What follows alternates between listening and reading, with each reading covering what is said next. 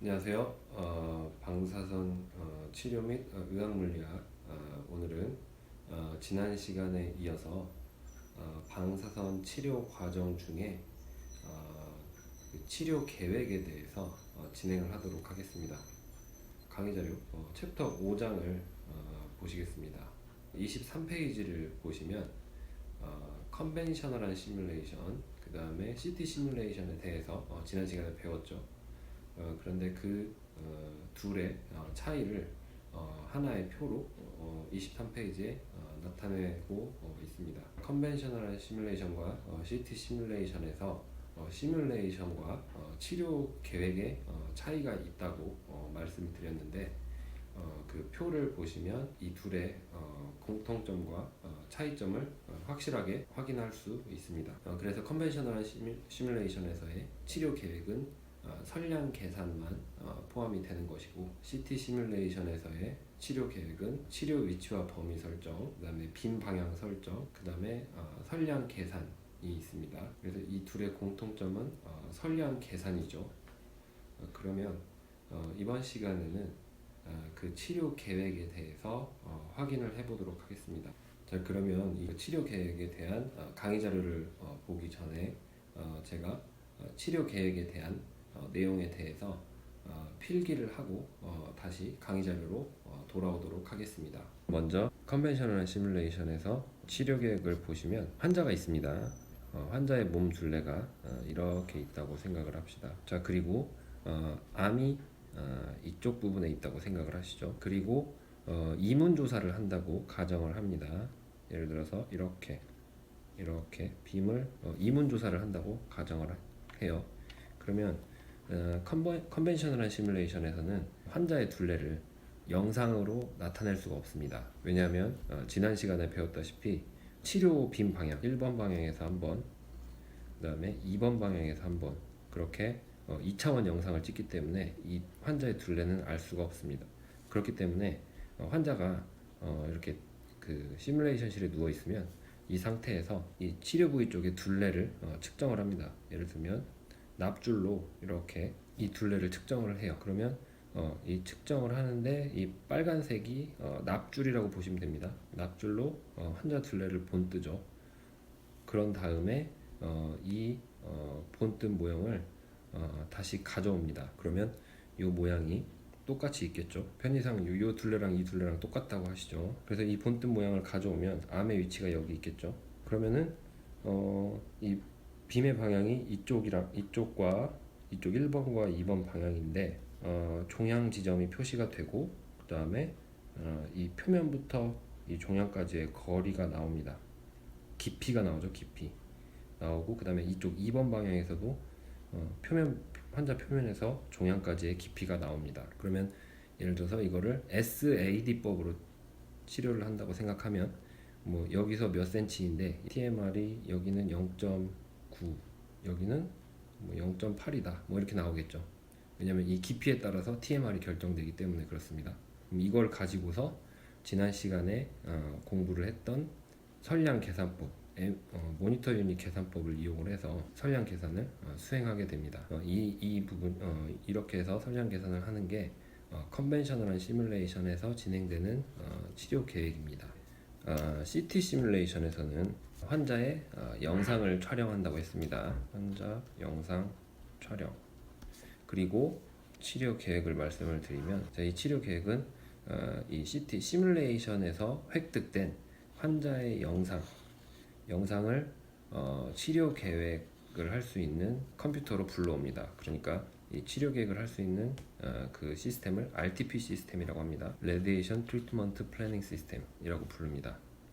그럼 어떻게 되냐면 예를 들어서 이런 환자가 있습니다.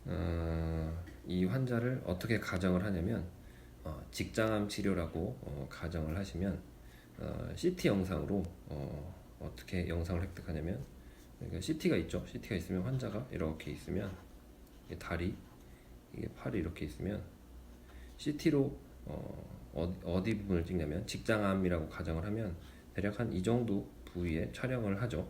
그러면 각 슬라이스별로 CT를 찍죠. 찍는데 그 중에 한 슬라이스 영상을 이거라고 가정을 합시다. 그러면 직장이 예를 들어서 여기 있다고 가정을 하시죠. 그리고 이 직장이 있으면, 그리고 직장이 있는데 주변부에 결정장기가 있다고 생각을 합시다. 그러니까 이 결정장기는 OAR이라고 부릅니다. OAR. 그리고 이것은 타겟입니다. 타겟이 종양을 말을 하는 겁니다. 그럼 이 환자의 영상 촬영 부위 중에 한 슬라이스에서 이 영상을 불러옵니다. 이 영상을 RTP로 불러왔는데, 그 다음에 이 영상을 불러와서 하는 작업이 종양의 모양을 그려주는 거예요. 종양의 모양은 누가 그리냐? 의사 선생님들이 그립니다. 종양이 이거였죠. 그러면 CT 영상을 보고 종양을 그립니다. 이렇게. 보통 이렇게 그리는 거를 PTV라고 합니다. PTV. 이 개념은 이따가 알려드리겠습니다. 그래서 타겟을 그리는데, 사실 타겟이 한 슬라이스만 있는 게 아니라 여기서 여기까지 범위에 있는 모든 슬라이스가 있잖아요. 그 모든 슬라이스에 대해서 종양을 그려줍니다. 그런 다음에 OAR이 있는데, OAR은 치료 부위 근처에서 특별히 방사선에 민감하거나 방사선을 조사를 받았을 때 사람에 큰 데미지를 주는 장기들이에요. 그렇기 때문에 OAR도 그리는데, OAR은 이 치료 계획을 하시는 분들이 그리는 거죠. 그래서 OAR도 각 슬라이스별로 이렇게 그려줍니다. 근데 PTV랑 OAR 그리는 거를 어디서 하냐면 RTP 시스템에 다 있습니다. 여기는 이제 그 직장암을 예로 들었는데, 뭐 CT로 브레인을 찍었을 때 브레인의 튜머가 잘 안 보일 수가 있습니다. CT 영상으로는. 왜냐면 브레인 튜머를 CT로 찍었을 때는 그 영상의 농도값이 노멀 티슈랑 정상 조직이랑 비슷하기 때문에 그런데, 만약에 MR 영상을 찍어주면 MR에서는 브레인 튜머가 잘 보일 수도 있습니다. 그래서 MR 영상을 CT 영상에 퓨전을 해서 PTV를 그려줄 수도 있습니다. 혹은 PET-CT 영상을 찍어서 펫으로 종양의 정확한 윤곽을 확인을 하고 그 펫 영상을 기반으로 이 종양의 모양을 그릴 수 있습니다. 그러니까 CT 영상에서 종양 모양이 보인다면 CT 영상을 가지고 PTV를 그리는데, 만약에 CT에서 이 종양의 모양이 정확히 나타나지 않는다 그러면 MR이나 혹은 펫의 도움을 받습니다. 아니, 그러면 치료 계획을 할 때 왜 그럼 차라리 처음부터 MR 영상으로 찍지 왜 꼭 CT 영상이 있어야 되냐라는 질문이 있을 건데, 그 CT 영상을 왜 찍냐면 CT 영상의 픽셀 값들이 하운스필드 유닛이라고 있죠. 근데 그 하운스필드 유닛 값에서 전자밀도라는 값이 있습니다. 그래서 선량을 계산을 할 때 이 전자밀도를 근거를 해서 선량이 계산되기 때문에 CT 영상은 무조건 촬영을 해야 된다 라고 생각을 하시면 됩니다. 근데 최근에는 단순한 부위에 대해서는 그냥 MR 영상 하나만 찍어서 치료 계획을 하기도 합니다. 대신 그때는 MR에서 나오는 영상의 농도를 맞춰주는 거죠. 그러니까 CT 영상이 없으니까 MR 영상 농도가 이 정도면 여기에 선량을 쏘면 얼만큼 흡수되겠다라는 데이터를 집어 넣어준 상태에서 하는 거죠. 다시 돌아와서 어쨌든 이 슬라이스별로 PTV랑 OAR을 다 그렸습니다. 그러면 그것을 그 슬라이스를 쭉 쌓으면 PTV도 이렇게 층층이 쌓이겠죠. 그랬을 때 PTV의 모양을 이 슬라이스별로 다 쌓으면 이런 식으로 볼륨이 하나 생기겠죠. 그리고 OAR도 마찬가지로 이렇게 슬라이스별로 이 그린 것들을 합치면 볼륨이 나옵니다.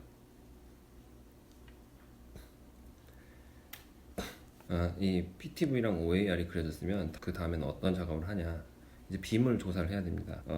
예를 들어서 이 직장암에 산문 조사를 시행한다고 하면 여기서 한번 조사할 수 있고요. 1번 빔, 그 다음에 2번 빔, 그 다음에 반대에서 3번 빔, 이렇게 산문 조사를 시행할 수도 있습니다. 그랬을 때 PTV, 종양 근처에 민감한 장기가 있는데 이 부분에는 방사선이 최소한으로 되도록 조사를 하는 겁니다. 그렇기 때문에 1번 빔도 위에서 아래로 쏘는 게 더 현실적으로 괜찮죠. 왜냐면 아래에서 위로 쏘면 엑스레이 빔은 아시다시피 들어가는 쪽에서 빔이 선량이 높았다가 깊이가 깊어질수록 감소하잖아요. 그런데 이쪽 아래쪽에서 쏘면 이쪽 선량이 높겠죠. 그러니까 위에서 아래로 쏘면 이 종양 뒤에 OAR은 선량이 감소가 되기 때문에 그렇고, 좌우에서 쏘면 OAR을 피해서 방사선 빔을 쏠 수가 있습니다. 그래서 이 빔 방향을 설정을 할 때 어떤 걸 고려해야 되냐면, 이 PTV, 그러니까 타겟 근처에 위험 장기 OAR이 있냐 없냐. 그래서 가급적이면 피할 수 있으면 OAR을 피해서 쏘는 게 가장 베스트이긴 합니다. 그런데 어쩔 수 없이 OAR을 지나가야 된다라고 생각을 하면 OAR의 선량이 최소한으로 들어갈 수 있도록 설정을 하는 거죠. 그 다음에 이 조사 문수를 결정을 했고, 그 다음에 방향도 결정을 했습니다. 그래서 여기가 0도라고 했습니다. 0도, 그 다음에 90도, 180도, 270도. 그러니까 이 조사 이 예제에서는 0도, 90도, 그 다음에 270도에서 빔이 들어가는 거죠. 그리고 선량 비율을 조절을 하는데, 타겟에 E그레이가 들어가도록 조사를 하는데, 그러면 1번, 2번, 3번 빔의 합이 E그레이가 되는 거죠. 그런데 이 선량비를 조절을 할 수 있는데, 1번 방향에서 선량을 많이 쏘면 OAR에 선량이 많이 들어가잖아요. 그러니까 1번 방향에서는 E그레이의 10% 정도만 쏠 수 있게, 그 다음에 나머지에서는 45%, 그래서 이 세 개를 더하면 100%잖아요. 그러니까 100%가 E그레이가 되는 거죠. 그러면 1번 방향에서는 E그레이의 10%니까 0.2그레이가 들어가도록 빔을 조사를 하는 거고, 좌우에서는 45%씩이기 때문에 45%니까 좌우에서는 각각 0.9그레이씩 조사를 하면 되죠. 그러니까 이런 거를 선량비라고 합니다. 그래서 무조건 세 방향이라고 해서 E그레이를 정확하게 3등분해서 그 빔을 쏘는 게 아니라 주변에 OAR이 있냐 없냐 이런 것들을 잘 살펴보고 조사를 하는 거죠. 그리고 PTV랑 OAR을 그 CT 영상 위에서 이렇게 모양을 그렸다고 했잖아요. 이거를 윤곽작성이라고 합니다. 그 다음에 타겟과 OAR에 대해서 얘기를 해보도록 하겠습니다. 자, 아까 그 타겟을 보통 PTV로 잡는다고 했는데, 타겟에 용적이 있습니다. 표적 용적의 기준이 있는데 그것들에 대해서 알아보도록 하겠습니다. 매우 중요한 거니까 잘 기억해 두세요. 그래서 PTV와 OAR을 다시 그려보겠습니다. 표적 용적의 개념인데, 표적은 이렇게 되어 있습니다. 자, 여기 안에 GTV가 있습니다. 그 다음에 그 바깥쪽으로 CTV가 있습니다. 그 다음에 그 바깥쪽으로 ITV가 있습니다. 그 다음에 그 바깥쪽으로 PTV가 있습니다. 그러니까 여기서 설정한 윤곽은 PTV입니다. 그러면 이 각각의 이 표적 용적들의 내용을 살펴보시면, GTV는 원발 종양 용적이라고 해서 암세포가 있는 곳입니다. 그래서 암세포가 있으면서 육안으로, 그러니까 눈으로 종양을 확인할 수 있는 범위를 GTV라고 하고요. GTV보다 더 큰 게 CTV죠. CTV에는 암이 있는데 눈으로 확인할 수는 없어요. 그래서 현미경으로 보면 이 CTV 안에 있는 암이 보입니다. 그래서 그거를 임상적 표적 용적이라고 합니다. GTV에도 암이 있고 CTV에도 있지만, GTV는 눈으로 봤을 때 보이고 CTV는 눈으로는 못 보니까 현미경을 가지고 암세포를 볼 수 있는 범위다. 그래서 CTV는 임상적 표적 용적을 말을 하고, 그 다음에 CTV보다 더 큰 TV, ITV가 있는데, 이 종양이 움직일 수가 있습니다. 특히 폐나 간 근처에 있는 종양은 호흡에 따라서 움직일 수가 있는데, 그 움직임의 범위까지 고려해 준 게 ITV입니다. 그것을 내부 표적 용적이라고 하고, 장기의 움직임에 따른 변동 범위의 용적으로 정의하고 있습니다. 그 다음에 그 ITV보다 더 큰 범위가 PTV인데, 이거는 치료 계획 용적이라고 말을 하고, 표적 용적과 같은 의미로, 그러니까 여기서 말하는 표적 용적은 타겟을 말을 하죠. 그래서 치료 장치의 물리적, 기계적인 오차 범위까지 고려한 기하학적인 용적이 되겠습니다. 그래서 일반적으로 치료 계획 시 선량을 처방하는 범위가 PTV입니다. 이제 치료 용적이라고 나오는데, 치료 용적은 이 PTV보다 좀 더 큰 범위가 되죠. PV고, 이 치료 용적은 이 결국은 이제 그 PTV가 이 그림에서 나오는 윤곽을 그린 거잖아요. 그래서 이 윤곽 안에 선량을 2그레이를 처방을 했는데 적어도 PTV 안에는 처방한 선량의 95% 이상이 조사가 되어야 됩니다. 그러니까 2그레이가 처방이 되면 적어도 PTV 안에는 1.9그레이가 들어가야 되는 거예요. 치료 용적 같은 경우는 PTV에 균일한 선량을 주기 위한 과정에서 정상 조직에 조사되는 용적입니다. 그래서 이 TV 안에는 95% 이상의 등선량 곡선이 포함이 되어야 됩니다. 그 다음에 이제 조사 용적은 IV라고 해서 처방 선량 표면에 둘러싸인 범위고 정상 조직의 내용 선량을 고려한 20% 등선량 곡선을 포함한 용적이다라고 말을 하는데, 방사선 빔을 조사를 할 때 이 왼쪽 그림을 보시면 지금 빔이 이렇게 들어오고, 그 다음에 여기서도 들어오고, 그 다음에 이쪽에서도 들어오잖아요. 그러면 결국 빔이 들어오는 총 면적은 이렇게 십자 모양이 되는 거잖아요.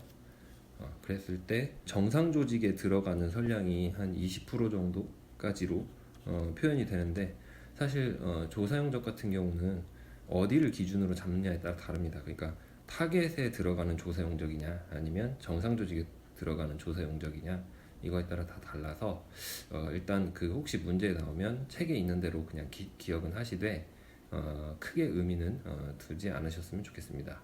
그 다음에 이제 OAR이 있는데, OAR은 요주의 기관 용적이라고 합니다. 그래서 적절한 보호를 필요로 하는 요주의 기관 용적으로 빔이 조사되는 지역에 여러 장기들이 있을 텐데, 그 중에서 특히 방사선에 민감하거나 이 장기에 방사선 빔이 많이 들어가면 뭐 정상적인 생활을 할 수 없는 그런 장기를 요주의 기관 용적이라고 하는데, 그 장기들은 윤곽도를 그려주고 거기에 얼만큼의 선량이 들어가는지 확인을 해서 이 요주의 용적의 볼륨에 얼만큼의 선량이 들어갔을 때 이 요주의 장기가 보호될 수 있다라는 거를 검증을 해야 되는 거죠. 그래서 OAR도 잘 기억을 해두시면 되겠습니다.